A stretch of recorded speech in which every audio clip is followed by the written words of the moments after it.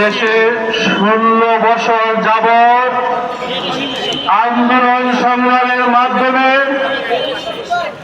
আমরা ফ্যাসিস্ট সরকার আওয়ামী লীগকে গত 5 তারিখে বিতাড়িত করতে সক্ষম হয়েছি।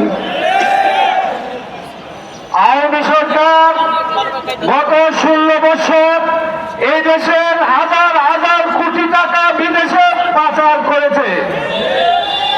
এখন সেই টাকা তারা বিভিন্নভাবে খরচ করে নতুন ভাবে আবার দেশে প্রতিষ্ঠা লাভের অপচেষ্টা করছে।